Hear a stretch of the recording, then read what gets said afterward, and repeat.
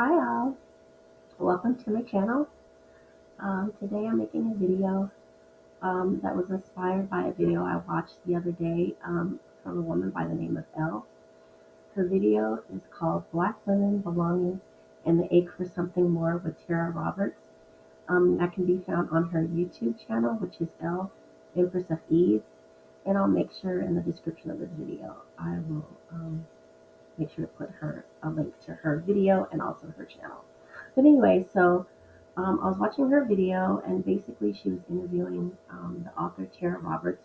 Her book was called Written in the Waters, and so basically they were talking. She was talking about her journey through working through her sense of belonging, wanting to basically find home, kind of like that pilgrimage that us as Black people, a lot of people either think about or have gone through, where they want to make a connection with Africa, make a connection with our ancestors, make connection with our roots. And so they were talking about how she started out thinking about like this kind of grand homecoming where she would come and feel a sense of peace and being accepted and embraced by the countries that she went to, and how that started to become another way in which you kind of recreate the way you talk about belonging and the way you talk about coming home and what that looks like. And so I just thought it was really beautiful. It was really interesting, and sort of like some of the beauty of it, and sort of the way that you had to like the tension that it caused, and sort of how to recreate and rebalance that in your life. So it's something that really, really touched me. And so my video is basically taking that concept of finding home and using it with through doing that through astrology. And one of the ways you do that is in a way talking about the concept of houses, right? Because houses is one of the cornerstones of talking about astrology and doing charts and stuff like that, is looking at the houses. And so I thought about looking at ourselves as people, as individuals, as our own little separate houses. And the houses of our astrology charts is like rooms in our house. And so talking about getting back to ourselves, rediscovering ourselves, learning about ourselves, and one of the ways doing that through astrology. So before we begin, I just want to welcome you to my channel. My channel, I've fashioned my channel to be for Black women of all gender identities and non-binary folk who are interested in getting away from the ways that white supremacy and capitalism has basically like invaded our lives, you know what I'm saying, as Black people, and using astrology as a tool to do that, to rediscover ourselves and look into ourselves. And it's like a way to get to joy and freedom. So that's basically what my channel is about. That's what my aim is to do that through the lens of astrology. And I want to give a disclaimer. Oftentimes in this and subsequent videos, I will be giving information and advice. And I just want to make it clear that I am not a medical doctor. I'm not a licensed clinician. I am not a licensed therapist. All the information I've given is for that informational and entertainment purposes only. It is a way that I use healing and transformation in my own life. So that's something that I want to share.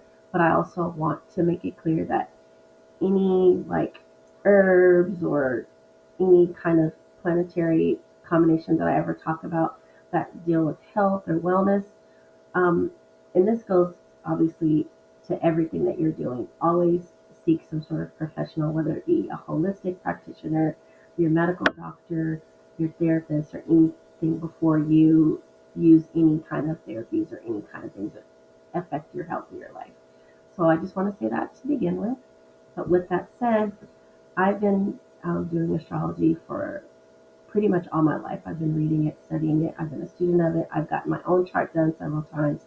And so I feel like that in term, and also with me, my 55 trips around the sun, I feel like I have a little bit of wisdom and things to impart. So I invite you to subscribe to this channel if you want to take this journey with me, if you're interested in astrology in any way. And so hit that subscribe button, and now we can begin.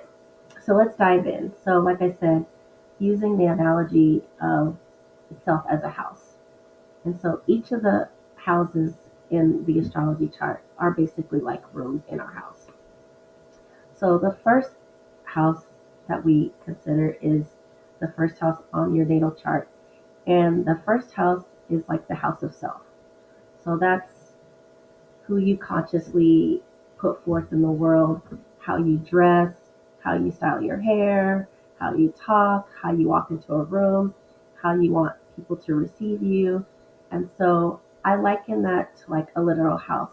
When you first pull up to a house, you see the front, right? You see the front, you see the landscaping they did, whether they put flowers, they have chairs, a porch, whatever it is, right? So basically the first house is that, like how people's first impressions of you, how they come to see you when they first meet you, right? And then also like stepping in through the door. So once you step into the door, that's sort of leading into the other houses of your chart. So when you first walk in, you see like, oh, there's more to it, right? There's like you see the front of the house, you see everything looking a certain way, and that's sort of the presentation. That's like the package that you bring across to other people when they first meet you.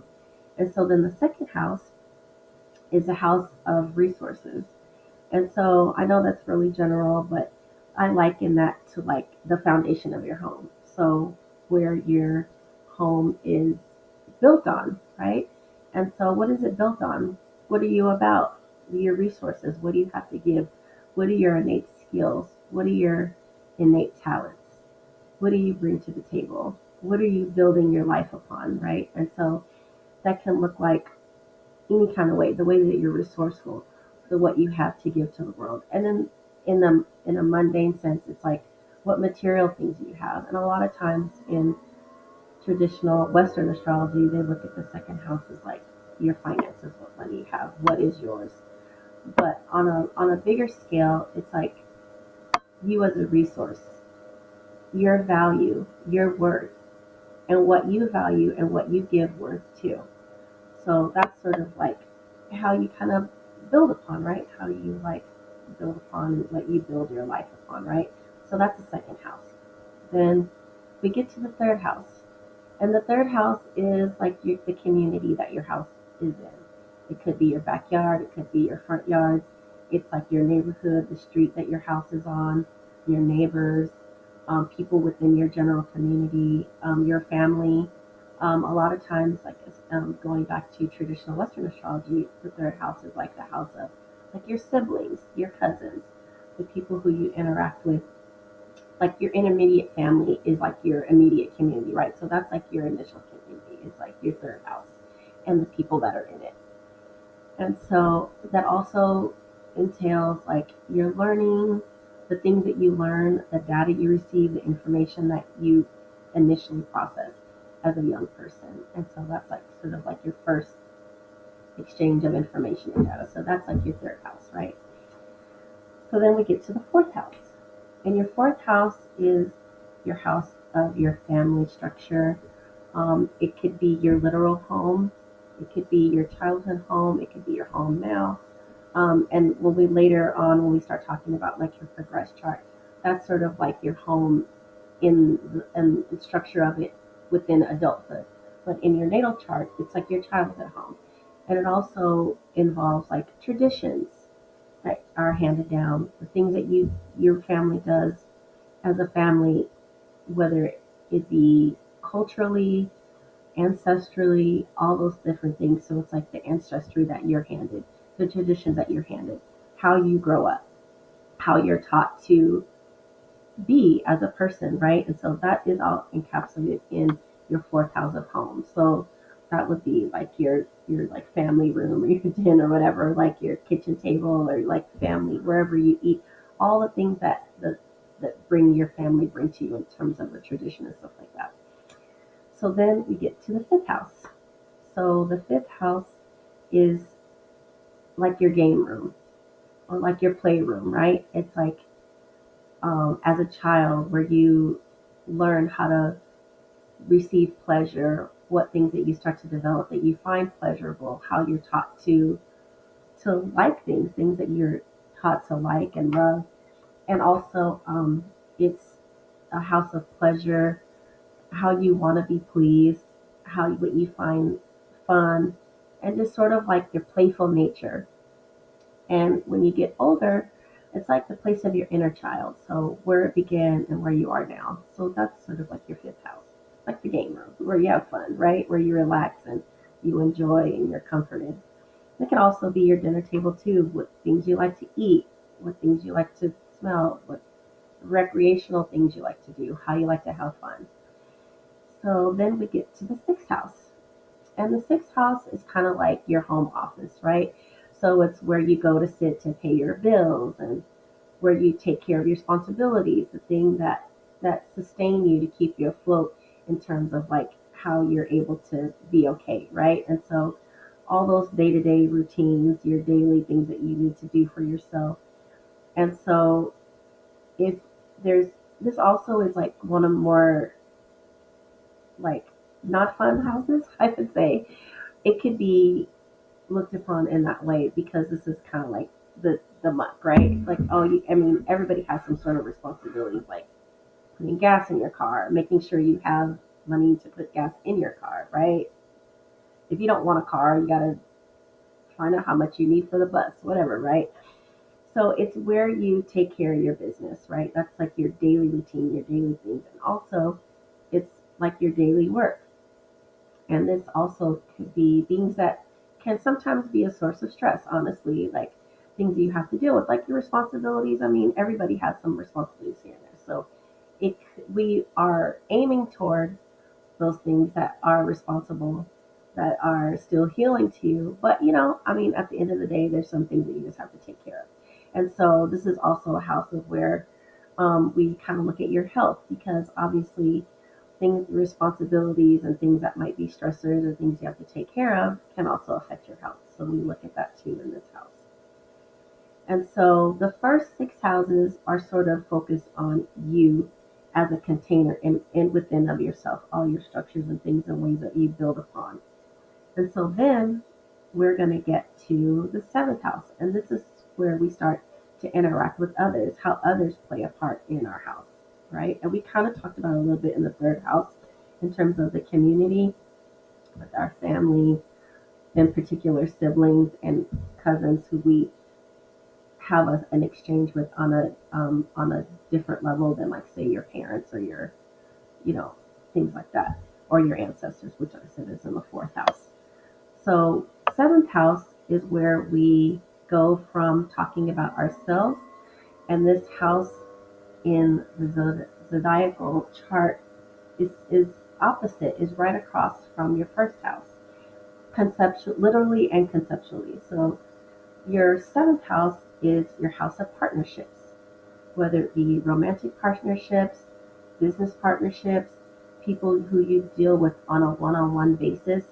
And so it's sort of like it could be a balance or it could be an opposition.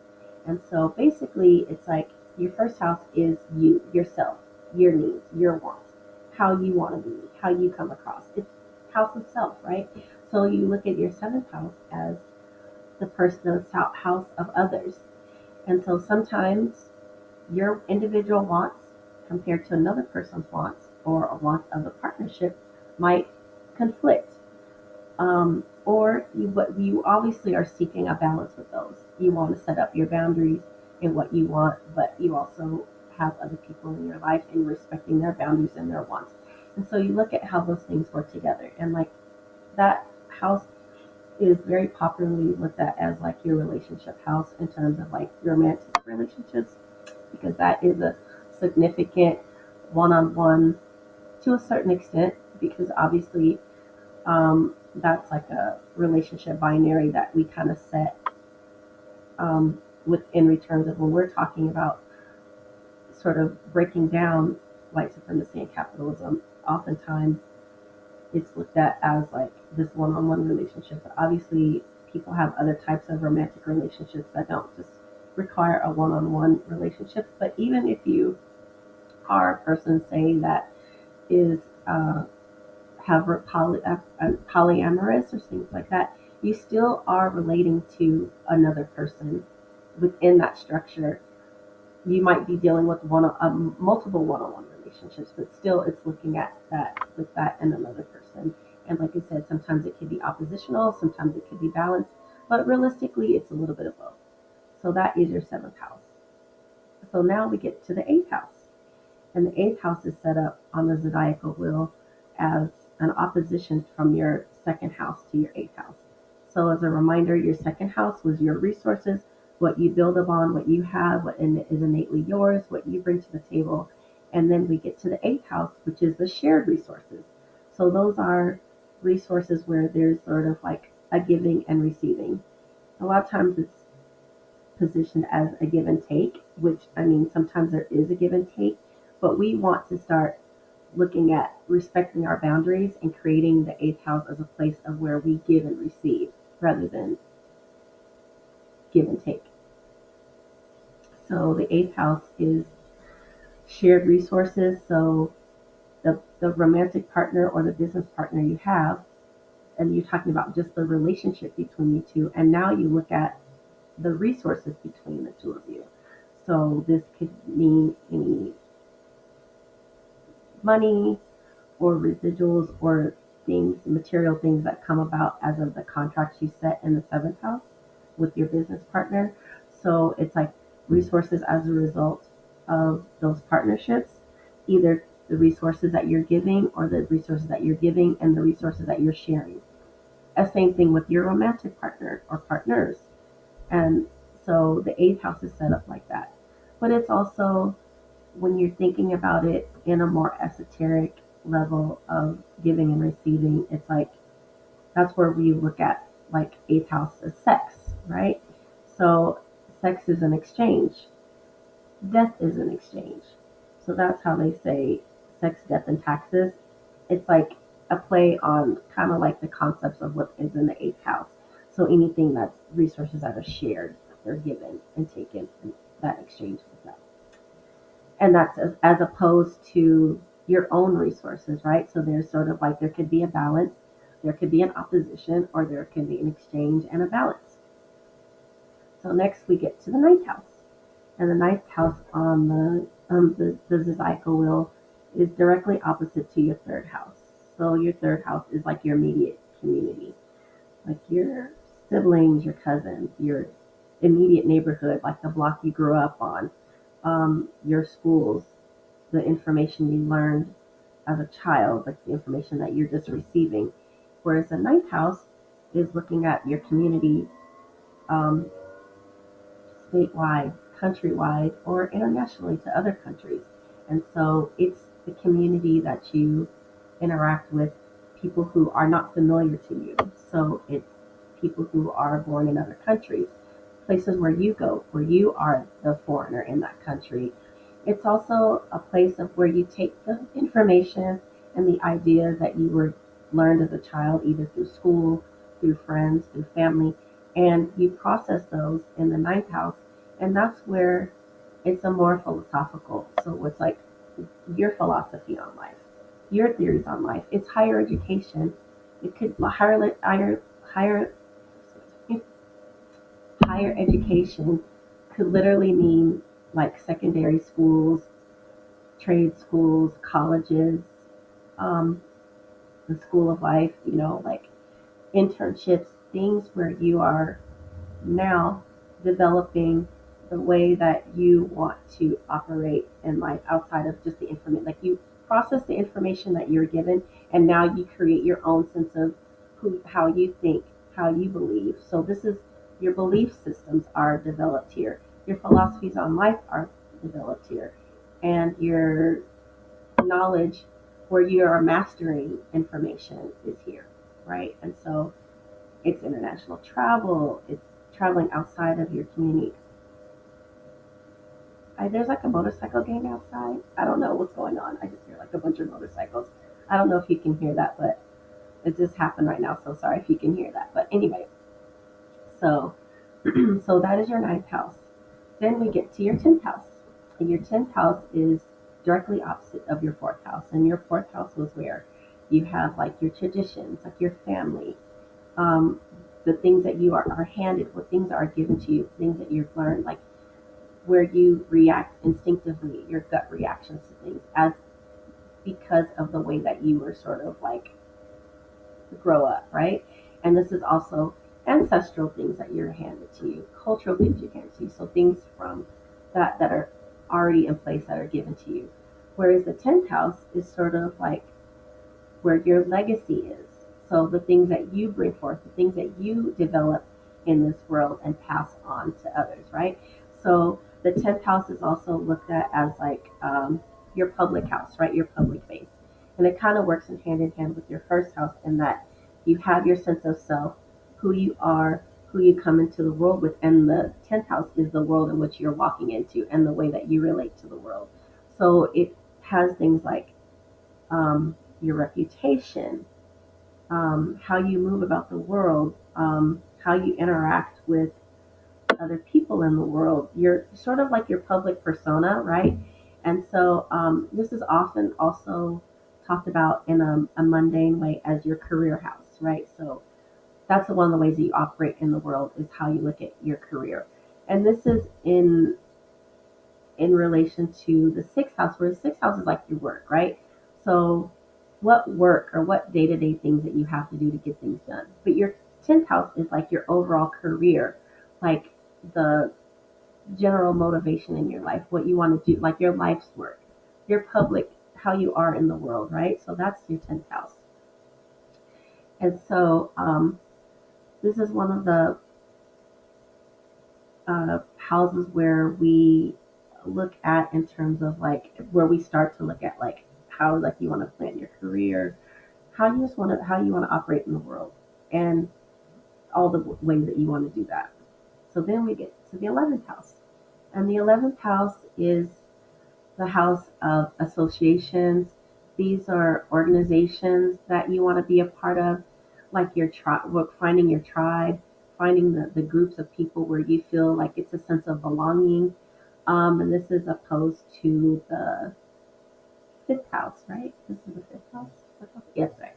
So this is in opposition to the 5th house, where the 5th house is about your own individual pleasure, the way that you feel good, the way you see fit to experience pleasure and joy and want to feel good in life. And so when you get to the 11th house, this is how you have shared joy. So this is how you experience joy in groups and associations.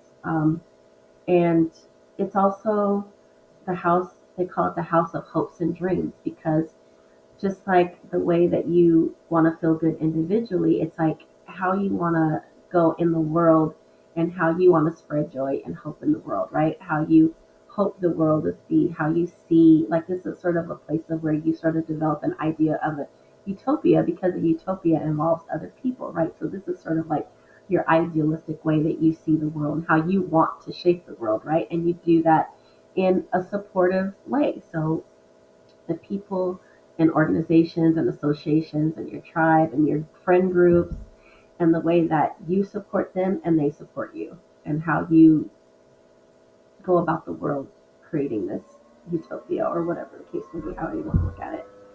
And so then we come to the final house, which is the 12th house, and this is in opposition to the 6th house of your daily routines work.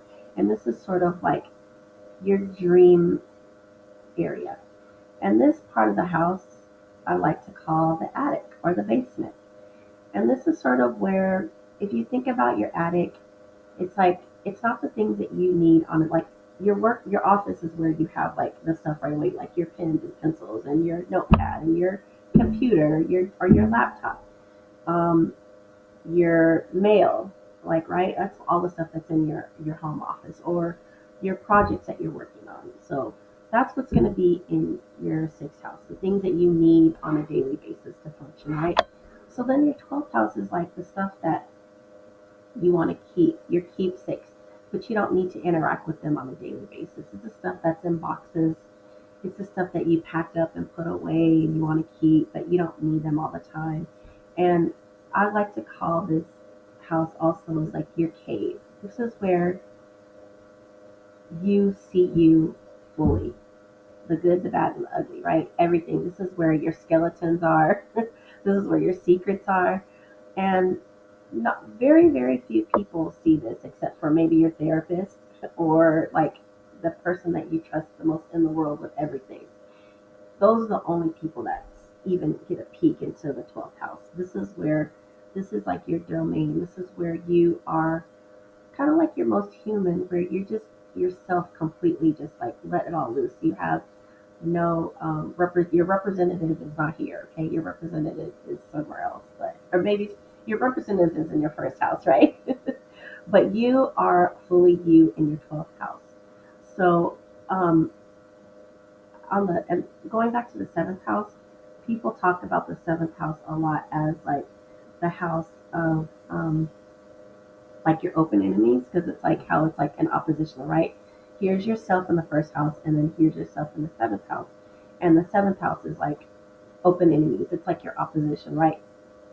I mean, it's like you don't necessarily have to have like open enemies in that way. It's just anything that's oppositional to how you are fully yourself, right? And so in the 12th house, interestingly, is where the house of hidden enemies, right? Hidden enemies.